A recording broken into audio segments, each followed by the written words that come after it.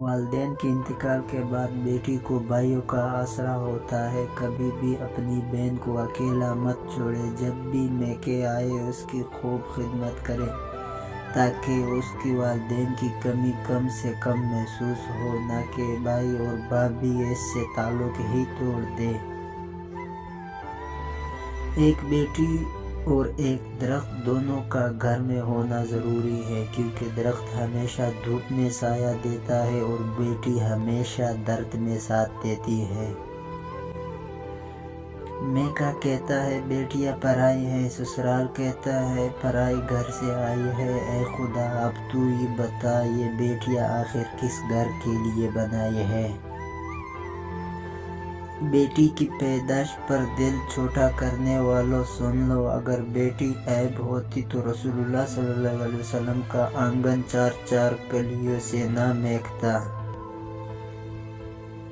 ضروری نہیں روشنیاں چراغوں سے ہی ہو، بیٹیاں بھی گھروں میں اجالا کرتی ہے۔ میں نے ماں کے بعد ماں جیسی وفا صرف بہنوں میں دیکھی ہے۔ اللہ سب بہنوں کے نصیب اچھے کرے۔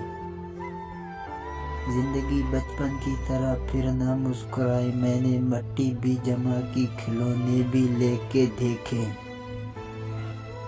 اللہ تعالیٰ نے مرد کو فضیلت دی ہے تاکہ وہ عورت کا صاحبان بن سکے۔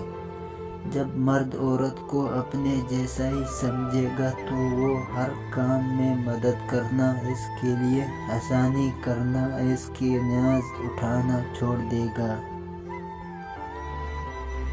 مجھے معلوم نہیں انسان کی تعریف، مگر میری نظر میں وہ اچھا ہے جو کسی کو دکھ نہیں دیتا۔ زندگی کتنی بھی دکھی ہو، عدم جینے والوں کو پھر بھی پیاری ہے۔ اگر حاصل اور خواہش کا فرق مٹ جائے تو سکون مل جاتا ہے۔ جب 70 ماؤں سے بھی زیادہ پیار کرنے والا تمہیں مل جائے تو کیا ضرورت ہے تمہیں سارے ڈھونڈنے کی۔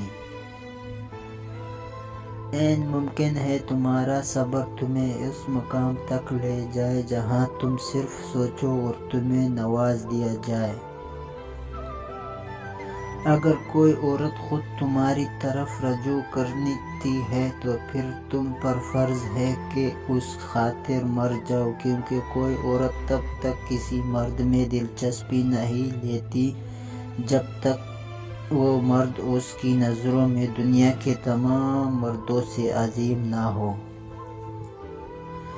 مرد آنکھوں سے محبت کرتا ہے اور عورت کانوں سے محبت کرتی ہے۔ مرد اس عورت سے محبت کرتا ہے جو خوبصورت، اور عورت اس مرد سے محبت کرتی ہے جو باتیں دل فریب کرتا ہو۔